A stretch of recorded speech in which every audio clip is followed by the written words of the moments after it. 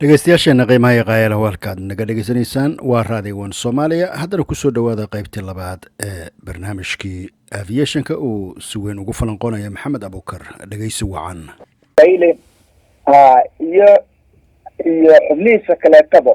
inta shir oon ka qayb galayno qayb ayay ka ahaayeen xafiiska ra-iisul wasaaraha sidoo kaleeto qayb buu ka ahaa marka taasi waxay sahashay aqoon fara badan oo daahsan oy dawladda muhiimadda adeegan nod lasoo wareegadiisa keliya isahayn ay ku fadhida inay wax badan ka fahmaan waxaana aad iyo aad mar koowaad iyo mar labaad ugu mahad celinayaa fakarka noocaasa ay suubiyaan inuu wax badan sahlay oo ay soo wareejinta ay suubina marka istaraatiijiyadii rakibaada qalabka lasoo wareegida xafiiska lasoo wareegidii macnaha adeegan khidmadihiisa hawada sareda waxaan la soo wareegnay waa khidmadaha hawada sare ee flight 240 waxa ka sareeyo khidmadihii ay qaban jirta ayaata soo wareejinteedu waxa istaraatiijiyada marka hadda ka dhiman waa qayba annagu markii aan Soomaaliya soo guurnay aan la kulanno marka waa qaybta macnaha isku dhafka shaqaalaha iyo regulationka iyo air macnaha waxa leedahay maxaa la ii sheeg airspace-ka macnaha aan la soo wareegnay waa A B C D E F glass C aan la soo wareegnay marka in aan kobcino oo glass A geeno marka waa waxyaabaha markaa muqdisho nimaanay aan ku hindiseynay inaan fiirino marka dadaalka soo wareejinta marka dhinacaas laga waday oo dawladda maanta wax ay ku faani karto wax ay wax badan ka qabatay oo markaa ka oganahay ay subisay ay jirto marka dhankaas guushaas weyn aan ka gaarnay ha ugu dambayso guusha ugu dambaysay ahayd in dhaqaalaha marka soo wareegay in reality marka la arkay Somali Civil Aviation Authority madaxweynuhu dokumenti ahaan oo u hirgeliyay oo warqadiisii oo soo saaray dekreetadahay oo waana waxa ugu weyn haddii aviation uu heli karo nasiib uu helay ilaa 60 ay noqotay marka dhankaas aan ka soo rarayna aviationka aan dhinaca kale marka fiirina marka maxaa ka jira marka garoonka muqdisho iyo wasaaradda gaadiidka ilaa waa laba taariikh waxaan ka hadlaynaa taariikhda ugu horeysa ka soo bilaabay waxay tahay hadda wixii burburka Uniso market ka horeeyay ka dambeeyay wax badan laga sheegi karo malaha waxaan ka soo bilaabaynaa marka xilligii Sheekh Shariif Sheekh Ahmed oo wadanka yimid Sheekh Shariif Sheekh Ahmed wadanka markuu yimaaday ayaa markaa waxaa dhacday in garoonka iyo awoodii dawladnimada ay garoonka shaqadiisa ku ay bilaabato wasaaradda marka xilligaas la keenay ama wasiirkeedii ama dadka shaqeynaya aviationka xilligaas aviation ahaan waa awood darayn oo wasaaradda aviation waxaa joogay waa ama kasoo qabana xilligii uu joogay dabla dawladda xilligii uu joogay calamadoobe xafiiskan anaa wuu shaqeynayo laakiin awoodda aviation waxay ahayd mid tabar daran waa diyaaradaha waa xilligaas ayuu garoonka movementigii surur u bilowday oo awoodday soo dhacday waxaa dhacday marka shirkad la yidhaahdo Sky Air oo fadhigeeda u yahay Dubai ayaa horta waxaa qabatay logisticada handlinka iyo securityga ayaa waxaa lagu siiyay qandaraas xilligaas airportka inay ka shaqeyso oo movementkii ugu horreeyay garoonka muqdisho oo bilaabay xilligaas uu ahaa dabcan markii Uniso meel ay timaado hadii jeer waxaa daba socoto burcad colaadeed ku aagsato dhammaan adeegyada wadan uu leeyahay oo dib u qaadato ayaa dhacdo burcadkaas marka Soomaalina waa leeyihiin oo ganacsato ah dad ajaanibana waa leeyihiin garoonka marka Sky Air timaaday guud ahaan howlaha ay qabanayso howlahaas ay ahayd balse garoonkii waxaa ku habsaday Amazon oo degan ahaan usoo degta Amazon marka waxaa daba socda shirkad fara badan oo calooshooda shaqaysiyaal oo garoonkii guud ahaan attraction u noqdo oo degan ahaan usoo degeen balse weli awoodda aviation uu leeyahay waxaan in la kala hago ama la kala suubiya dawladdu fahamkeedii aqligeeda ama standardkeeda aviationka Soomaaliya maadaama uu dibadda jiray standardki ee kaayo kala taliso oo kula ilaaliso fara badan ma aysan jirin walow kala ka saxda balfiina aysan suurtagal ahayn waxaa dhacda marka garoon markeeda dadku waxay u yaqaanaan meesha diyaaraduhu ay degaan ama ay ka kacaan ayay dadku wada garoon u yaqaanaan oo layihahdo macnaha primary surfaceka ayay waxay u yaqaanaan macnaha garoonka u yaqaanaan balse garoonka wuxuu leeyahay 6 lakab 5 lakab oo saaran oo isku dhegan kan ugu horeeya marka waa kan aan naqaano visual surfaceka ah oo primary surfaceka waa garoonka ama runwayga ma dadku waxay u yaqaanaan waxaa ku xiga marka approach surface waxa la dhaho oo macnaha ka bilaabanaya garoonka ana touchdownkiisa labada gees oo slope ah oo diyaaradda kusoo hoobanaysa ama approachka loo yaqaano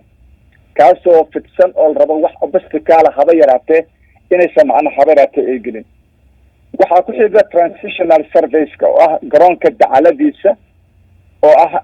macnaha ilan diyaaradda markay soo degato waxaa dhici karto inay degitaanka uu ka halaabo ama garoonka wax soo galaan gudihiisa runwayga ama dabeel ay si ka noqoto taasoo macnaha ku qasbaysa diyaaraddu inay overshoot subisay macnaha inay kaca ku qasbayso marka transitional surfaceka waa labada dhinac ay garoonka ama midigta u leexan karto ama bidix u leexan karto horizontal surfaceka marka oo labada dhinac asagana ahaa garoonku waa inta baahsan ee la arki karo oo inta muuqan karta misaal hadda garoonkeena buffer zonekiisa uu ahaa dadka in yaqaana in kala ma aqaane scola zintona october sloopka ka hooseeyo waa macnaha aviationka qarig uu lahaa ee loogu talagalay macnaha horizontal surfaceka garoonka uu lahaa ee haddii waxaan ay yimaadaan loogu talagalay macnaha in ay diyaaradda macnaha overshoot ay subiso ama qaabkeeda ku laabato iyo qaybta leeda maxaa lahaa chronical surfaceka taas waa qaybta baahsan oo guud ahaan macnaha ama layihahdo maxaa lahaa runwayga diyaaradda marka ay subinayso macnaha ii sheeg traffic patternka diyaaradda afartiisa geesad marka kule taas waa technical shaqaalaha diyaaradda hagoon ba aa fahmi kareen marka xilligaas marka asaga ah dawladda runwayga iyo airportka intiisa badan cidlu ahaa laakiin dawladda marka ay timaaday waxaa yimaaday shirkado badan oo ganacsiya waxaa hawada gacanteena ka baxay marka primary surfaceka mooyaane approach surfaceka misaal kasoo qabo antenooyinkan shirkadka dhisaayaan oo garoonka labadiis dhinac ay ka dhisaayaan waa qayb kamid a garoonkii oo dumaysa hadda dadka yaqaaniye ama waxaan ka hadlayna way fahmi karaane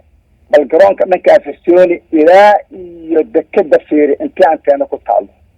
de automatically waxaa marka dhumay approach surfaceka marka diyaaradda markay kacaysay dhankaasi runway 05ka wuu lumay oo cilo fardaa ka timaada ha ugu darnaato anteenada ugu macnaha critical badan ee maanta dekeda ku dhex taalo maaqaan wax sababta loo dhisma garanaayo dekeda ku dhex taalo oo shamiintay shiida la leeyahay ayaa ugu daran taasi total waxay dhumisay marka systemka ama khariidadii aviationka uu lahaa ee garoonka in looga dago luudkeeda runwayga noocaas ama loo kacaha ayaa cilad badan ku keentay dib baa uga sheekeyn doonaa diyaaradda qatar airline marka ay damcday inay subiseen nimankii marka sky air ahaa xilligii dawladdii marka ay dhacday maxaa la ii sheeg sheekh shariif ay ka gudubtay ay timaaday marka dawladda xasan sheekh ayaa waxaa yimaaday waxaa lasoo howlgalay shirikad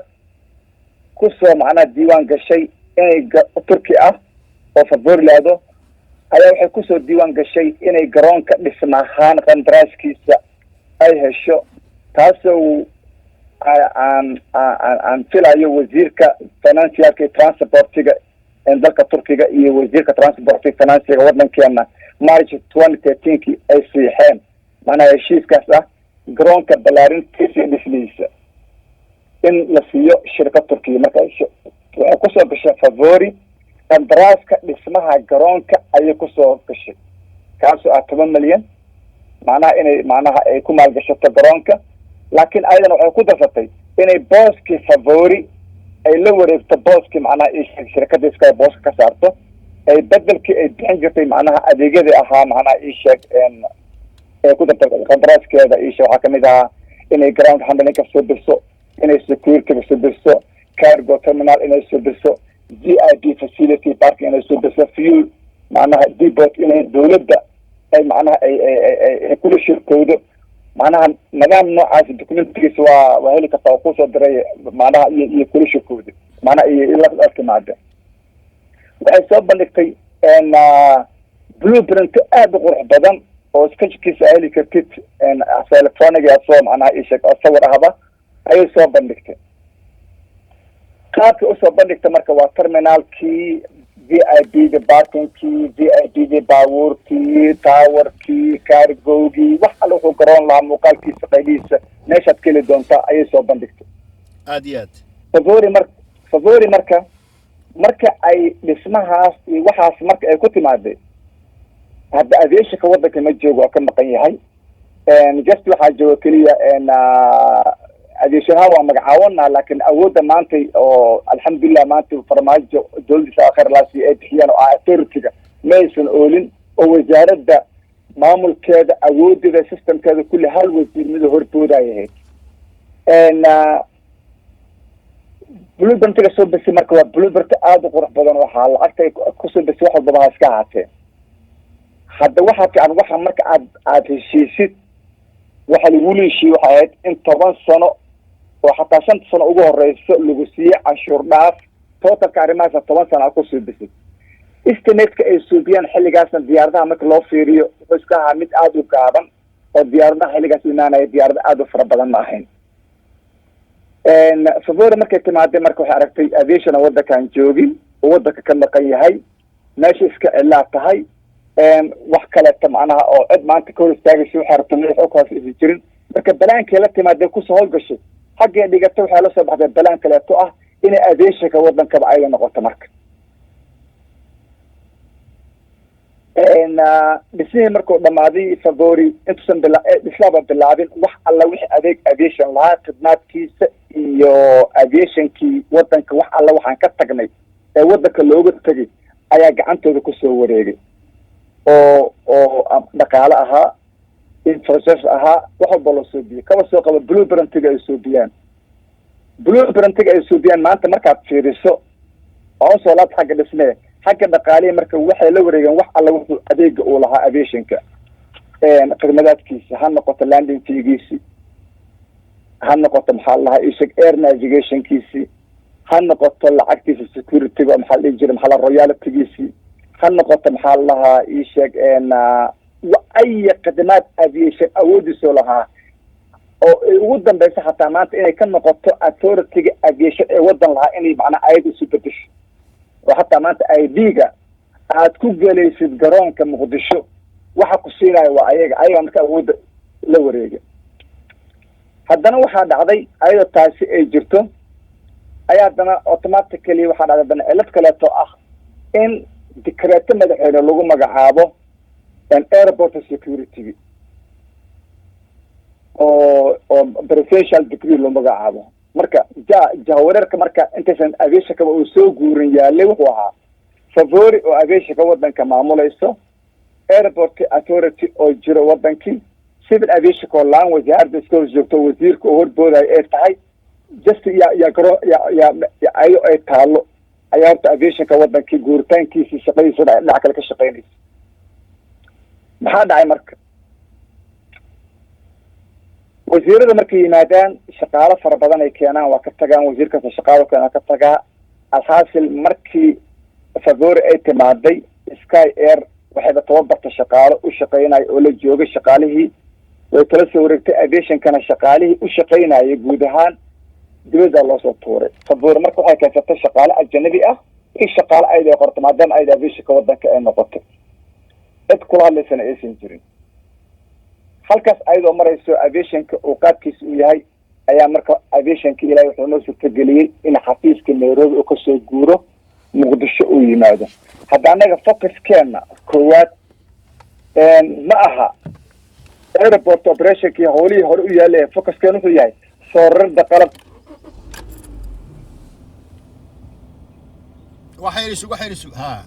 waxayrisug ilin dibadda ah iyo ekaayo iyo ayaato iyo wadamada indecision ayaa horta focuska ragga meeshan ka shaqeynaya ballanteena kaas unbay ilaa maantana kusii foorrey waa ku maqlayaa si fiican maasha allah waxbaa kugu furmay marka favori marka garoonkii waxa uu noqday maantay soo degaysay bigshirada waa leeli karaa waa marka garoon guud ahaan primary serviceka serviceka iyo maxaa la ii sheeg iyo waxaan ujeedaa iyo transitional serviceka uu banaan yahay marka favori ay ka qaaday ii sheeg sky ay ka qaaday sky qandaraaska dawladdan baa laga joojiyay maana qandaraaska unison halkiisa ugu jiraa maxay suugiyaan marka waa ka guureen aviationka dhaqaalay abuurteen say ku abuurteen waxay ka dhigeen garoonka marka xaafad waxay subsadeen hoteelo fuelka ayagaa la wareegay waxay soo jiidatay marka ganacsato soomaaliyeed oo fara badan ajaanib fara badan oo wadamo kale ka imaaday safaaradihii wadanka garoonkii maanta markaad fiiriso waxaa degaankiisa oo noqday ilaa 250 shirkadood oo kala duwan marka garoonka marka uu lumiyey marka horta approach serviceka uu lumiyey transition serviceka uu lumiyey horizontalka uu lumiyey colocadka uu lumiyey waxa usoo haray primaryga u ahaa primarygana waxay noqotay jaa in lasoo dega marka halkaas horta waxaa ku dhamaaday garoonka wax alla wixii rajo laga qabay mustaqbal ahaan garoon ahaan inuu certification ee kaya ka hela halkaas gacanta uga baxay haddii marka garoonku uu noqon lahaa fakar ah in la badbaadin karo horta waxay u baahneed system dhisan oo dawladeed oo regulationkiisa iyo aviationkiisa uu taagan yahay loo wakiishay ee aysan noqon cilad baahsan oo maanta la kala garanayn ma waxaa xukumo ekaayo waxaa ujeeda maxaa la Somalia aviation ma xukumo ma airport authority garoonka xukumo ma Vavoria xukunto ma dadka kaleeto ajaanibta wadanka degan oo awood maanta ku yeeshay oo garoonka degan ma xukumo horta confusion maanta yaala ma oolin lahayn marka maxaa dhacay marka blueprintiga oo soo laabana marka Favori marka intaas marka aan nimaan annaga oo shaqada aan wadno waxaa dhacday wasiirka marka nala joogay in Favori dhaqaalihi markay xaqiijisatay ee gacanta ku dhigtay cid ugu imaanaysa aysan jirin inay bilowdo inay developmentiga garoonkii ama garoonkii wejiga loogu talagalay weji ka duwan oo ka ganacsi ayada ee leedahay u shushato tilaabada ugu horreysay qaada marka maxay tahay waa tilaabada ugu naxdinta badan blueprintiga waa soo diray indhaha ku arag ama shacabka Soomaaliyeed u bayaan markaas fiirso blueprintiga old terminalka meesha ahaan jirtay markii la dumiyay waxaa loogu talagalay in VIP laga dhigo VIP parking laga dhigo meesha maanta meesha hotelka ka dhisteen blueprintiga fiiri waa meesha loogu talagalay civilian parking loogu talagalay ilaan garoon marka la soo dego wuxuu u baahan yahay dadka soo degay guryahooda garoon kuma dhex yaala inay ka baxaan u baahan yihiin waa meeshii drop offka iyo maxaa la pick upka macnaha ama rakaabka soo degay garoonka laga qaadi lahaa ama garoonka dadka ka dhoofi lahaa ay ku degi lahaayeen parking loogu talagalay ama la degi lahaa waa meesha hotelka hadda laga dhisa maanta aad iyo aad nasiib darada taala waxay tahay qoraal iyo xataa idaacadda hadda kahor aan ka hadalnay ayaan wasiirka markaas joogay aan tala badan ka bixinay hadda dhibaatada taala waxay tahay wasiirada soo mara wasaaradda gaadiidka dadku markay la hadlaan waxay dhahayaan waxaan soo celinaynaa hawada waxaan soo celinaa Somali Airline horta Somali Airline soo celisa ay dambaysay wasiirada dhibaatooyinka aviationka ay haba yaraatay ee suurtagal ku ah inuu Muqdisho maanta garoonka aad caddo ka shaqeeyo waxaa kamid ah waa aniga dhahayay garoonka wuxuu leeyahay 6 lakab sida garoonka wuxuu leeyahay aviation wuxuu leeyahay ama garoonka wuxuu leeyahay diyaaradaha soo degaayo talab lagu hago oo meel loo dhigo oo kala hago dhibaatada kale marka waxay tahay number 1 waxaa jirta aqoon darro xagga wasaaradda number 2 waxaa jirto waxaa dhumo waxa leeyahay maxaa la sheeg waxaan dawladda iskala waa xaaraan macnaha waa xalaal u aaminsan yahay qof walba number 3 waxaa jirto qofka ama dibadda ka yimaado maamulka ama gudaha joogeen wuxuu ku fakarayaa inuu dabaqada dhex hor ka galo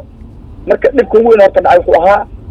wasiirada yimaaday ka soo qabo maanta kilometer line waxaa meesha qalabka diyaaradaha garoonkan soo degayo laga hago oo loo dhigo oo ay yaaleen qalabka VOR-ka qalabka DNE-ga qalabka NDB-ga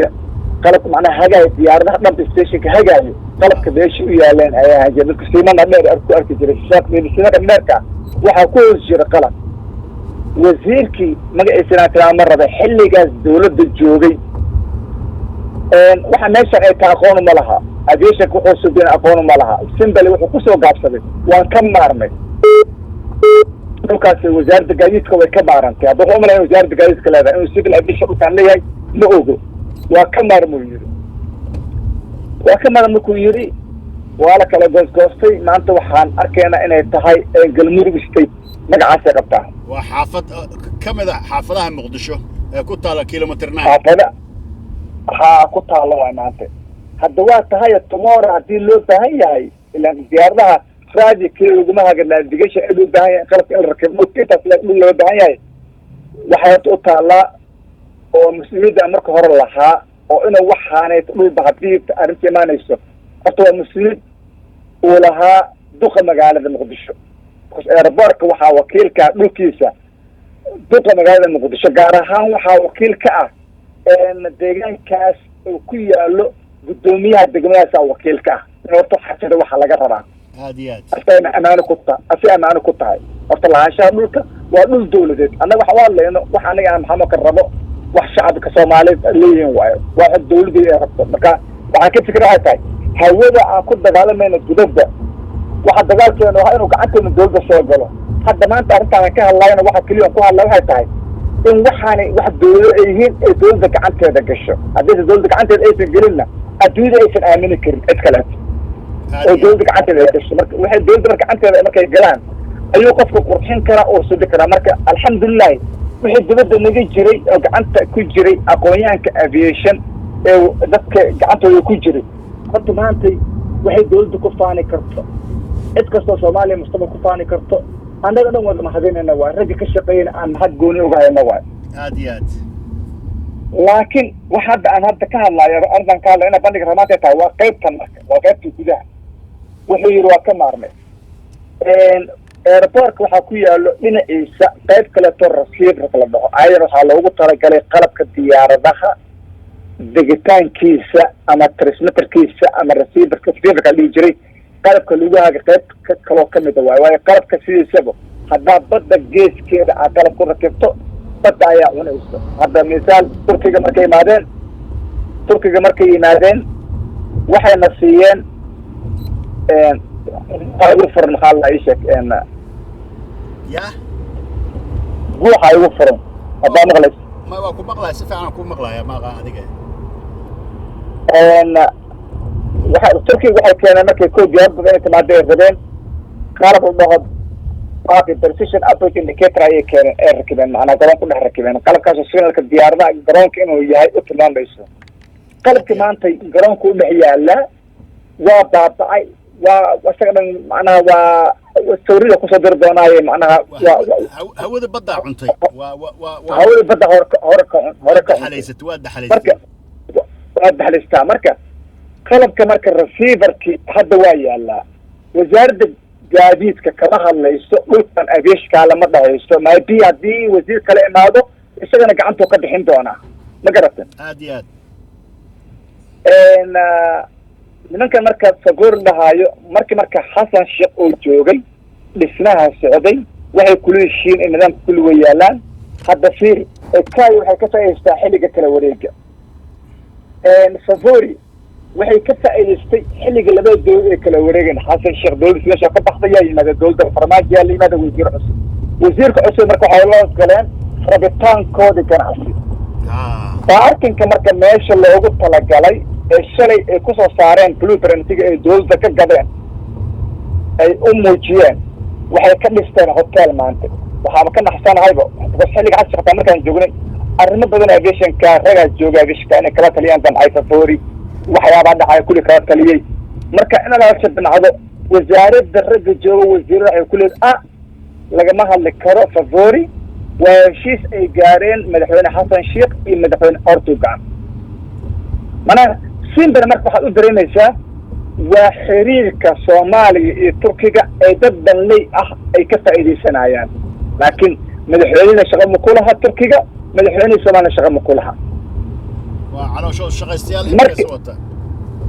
ها marka maanta markuu farmaajo dowladda ay timaado qaraalaasi inta soo wanaaga hawada shaqada dagaalamaysa blueprint-kiga hadii arki lahayd I hope inay ka qabanayaan laakiin wasiirka dhamaan loo idmaday ayaa wuxuu horboodayaa in ilaa hotelkan la dhiso dagaal fara badan kula galnay marka wasiirka hore asmada gacanta ka bixiyay wasiirka marka dhulkii parking-ka ahaa marka kaas wasaaradda adaal gacanta lahaa lagama hadli karo Bafori madaxweyne farmaajo iyo madaxweynaha Turkiga ayaa macnaha waa heer ay wada galeen arrinta lama keli karo hadda fiiri horta hadda adiga baamul guri xun hadda dhisato cidda ka falxumaanaya waa adiga cid kale kama falxumaanayo because annaga